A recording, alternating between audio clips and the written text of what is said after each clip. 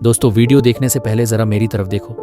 और हाँ back benchers, तुम भी सुन रहे हो ना? क्योंकि टॉप सिर्फ फर्स्ट बेंच वाले ही नहीं करते, कई बार टॉपर वहीं से आता है जहां से आवाज सबसे कम सुनी जाती है। मुझे पता है तुम सबके दिमाग में एक ही डर घूम रहा है, board exam 2026, syllabus, dates, pressure, expectations, सब कुछ भारी लग रहा है। लेकिन आज की यह कहानी तुम्हें डर से नहीं हिम्मत से मिलवाएगी। ये कहानी है नेल्सन मंडेला की, एक ऐसे इंसान की जिसे कभी अपराधी कहा गया, जेल में डाला गया, लेकिन उसी इंसान ने एक पूरे देश को आजादी दी। सोचो, अगर वो डर जाता तो क्या आज हम ये चैप्टर पढ़ रहे होते? तो दोस्तों वीडियो को लंबा नहीं करते हैं और जल्दी से शुरू करते हैं।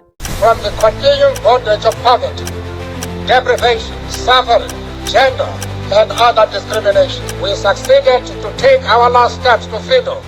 10 मई की सुबह बहुत सुंदर और साफ थी। पिछले कुछ दिनों से दुनिया भर के बड़े नेता और खास लोग मुझसे मिलने आ रहे थे, क्योंकि आज शपथ ग्रहण होने वाला था। ये दक्षिण अफ्रीका में अब तक का सबसे बड़ा अंतरराष्ट्रीय कार्यक्रम था। ये समारोह प्रिटोरिया में यूनियन बिल्डिंग्स के पास बने खूबसूरत पत्थर के खुले मंच पर हुआ। ये वही जगह थी जहाँ पहले गोरे लोगों की सत्ता थी, लेकिन आज यहाँ अलग अलग रंग, देश और संस्कृतियों के लोग इकट्ठा हुए थे। आज पहली बार दक्षिण अफ्रीका में एक लोकतांत्रिक और गैर नस्ल भेदी सरकार बन रही थी। उस दिन मेरी बेटी जेनानी मेरे साथ थी।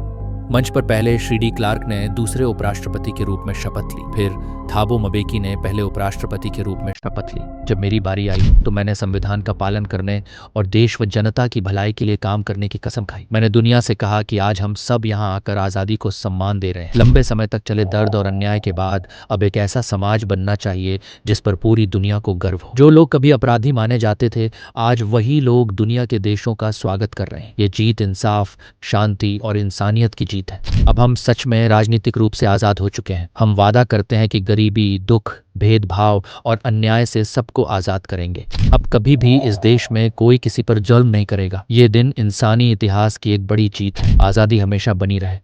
ईश्वर अफ्रीका को आशीर्वाद दे। इसके बाद हमने देखा कि फाइटर जेट, हेलीकॉप्टर और सैनिक विमान एकदम सही फॉर्मेशन में उड़ रहे थे। ये ताकत दिखाने के लिए नहीं था, बल्कि ये बताने के लिए था कि सेना अब लोकतंत्र के साथ है। वही अफसर जो पहले मुझे गिरफ्तार कर सकते थे, आज मुझे सलाम कर रहे थे। अंत में जेट विमानों ने नए झंडे के रंगों का धुआं आसमान में बना दिया। उस दिन 2 राष्ट्रीय गान बजे।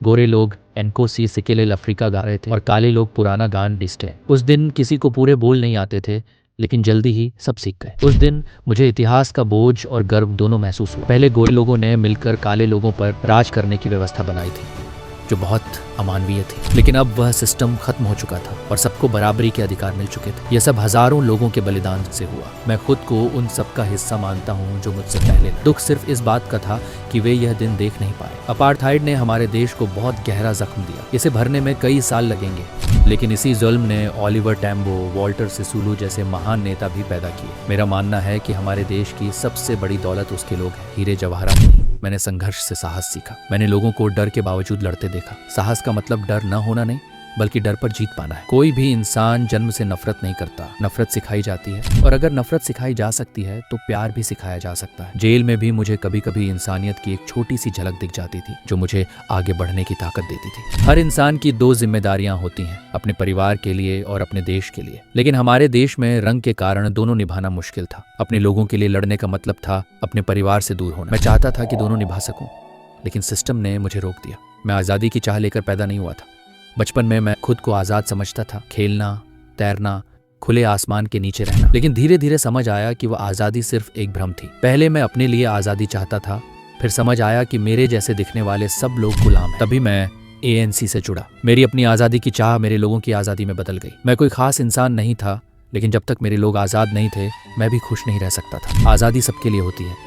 अगर किसी एक को भी जंजीरों में बांधा जाए तो हम सब बंधे होते हैं। मैंने सीखा कि जुल्म करने वाला भी असल में आज़ाद नहीं होता, वह नफरत की जेल में बंद होता है। जब तक सब आज़ाद नहीं, तब तक कोई भी सच में आज़ाद नहीं है।